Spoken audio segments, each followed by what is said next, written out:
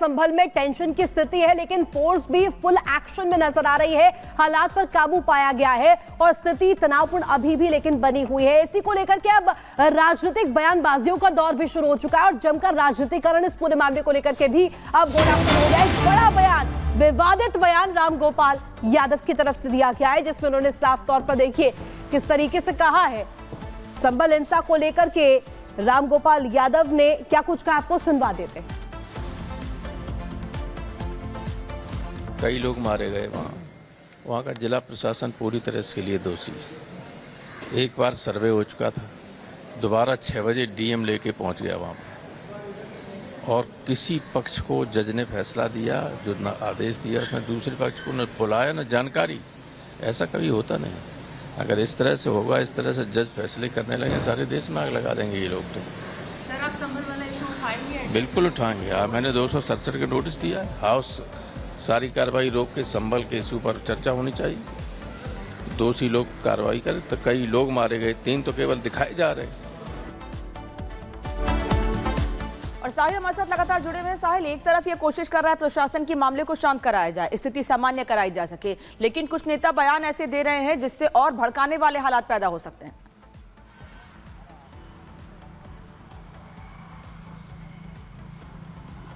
साहिल, आप तक आवाज आ रही है मेरी?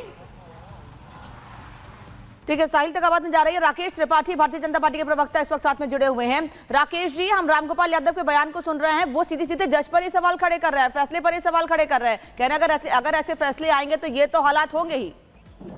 लेकिन 2024 के लोकसभा चुनाव में समाजवादी पार्टी घूम घूम कर ये प्रचार और दुष्प्रचार करती रही कि भारतीय जनता पार्टी संविधान को नहीं मानती है, जबकि सच ये है, ये सबके सामने दिखाई पड़ रहा है कि संविधान के द्वारा बनी हुई कोर्ट, जिसको संवैधानिक शक्ति प्राप्त है, और कोर्ट के फैसले को लेकर के जिस तरह की टिप्पणी रामगोपाल यादव कर रहे हैं, ये स्पष्ट हो रहा है कि रामगोपाल यादव का, समाजवादी पार्टी का आज संविधान में कोई विश्वास नहीं बचा है। वो न्यायपालिका के फैसले पर आक्षेप लगा करके इस देश के संविधान पर अपना अविश्वास जताने का काम कर रहे हैं। ये बहुत दुर्भाग्यपूर्ण है। न्यायपालिका के फैसले से अगर आप असंतुष्ट हैं तो ऊपरी अदालत में आपके पास अपील करने का संवैधानिक अधिकार है, आप अपील कर सकते हैं। लेकिन सार्वजनिक तौर पर इस तरह से लोगों को भड़काने का प्रयास करना, ये आग से खेलने जैसा है। ये समाज को जलाने का प्रयास है। ये समाज में गहरी खाइयां बांटने का प्रयास है। देश की न्यायपालिका पर देश के हर नागरिक का भरोसा है और उसका संवैधानिक उत्तरदायित्व है कि वो न्यायपालिका के फैसले का अनुपालन सुनिश्चित करे।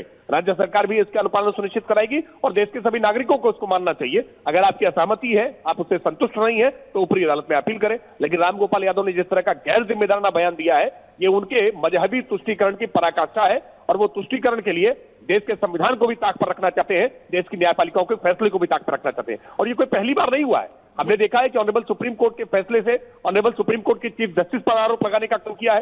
राम जन्मभूमि के फैसले के बाद जिस तरह की टिप्पणियां तमाम राजनीतिक दलों के लोगों ने की थी, ये प्रवृत्ति अच्छी नहीं है। ये प्रवृत्ति आग से खेलने जैसी है। ये देश का ताना बाना छिन्न भिन्न कर देने जैसा प्रयास है। अगर अकेले नेता नहीं है समाजवादी पार्टी के जो ऐसे बयान दे रहे हैं, कई नेता ऐसे हैं जो ऐसी बातें कह रहे हैं, बल्कि कई मौलाना भी है जो लोगों को भड़काने की कोशिश कर रहे हैं। जिनको लोगों को शांत करना चाहिए वो लोगों को भड़का रहे हैं अपने बयानों से। धन्यवाद जुड़ने के लिए। फिलहाल बढ़ते हैं आगे और देखते हैं 2 मिनट में देश दुनिया की हम खबरें।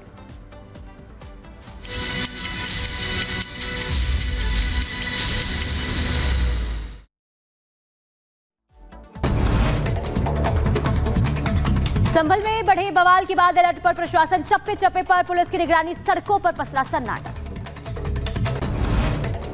संभल हिंसा मामले में एक्शन में पुलिस, कई टीम गठित कर इलाकों में ताबड़तोड़ छापेमारी की गई। छापेमारी के दौरान कई लोगों को हिरासत में भी लिया गया, पूछताछ जारी।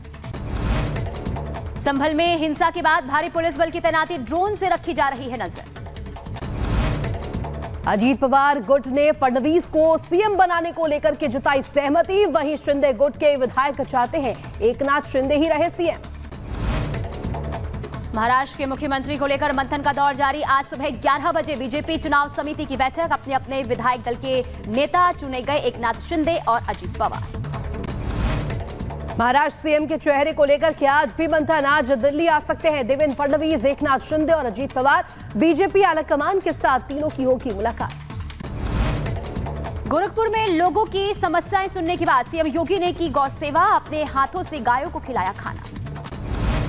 उत्तर प्रदेश के मेरठ में दुल्हन छोड़ चोर के पीछे भागा दूल्हा। घुड़चढ़ी के दौरान नोटों की माला से नोट छीनकर भागा था चोर। दूल्हे ने चोर को पकड़कर जमकर पीटा। महाराष्ट्र के अकोला वेस्ट सीट से जीते कांग्रेस विधायक साजिद खान के समर्थकों ने किया हंगामा। मौके पर मौजूद पुलिस वालों के साथ बसलूकी की गई। बाद में पुलिस ने समर्थकों पर लाठीचार्ज किया। उत्तर प्रदेश के मुजफ्फरनगर में पुलिस और बदमाशों के बीच मुठभेड़। पुलिस की जवाबी कार्रवाई में शातिर चोर घायल, 4 पशु चोर गिरफ्तार हुए। 4 तमंचे, 6 कारतूस और 1 गाड़ी भी बरामद। ठाणे में दवा फैक्ट्री में लगी भीषण आग। आग से आसपास के इलाके में मचा हड़कंप। दमकल की कई गाड़ियां मौके पर मौजूद। आग बुझाने की कोशिश जारी। गाजियाबाद में हरी बंदर के पास बाइक खड़ी करने को लेकर के मारपीट हुई। 2 गुटों में जमकर मारपीट हुई। वीडियो सोशल मीडिया पर वायरल।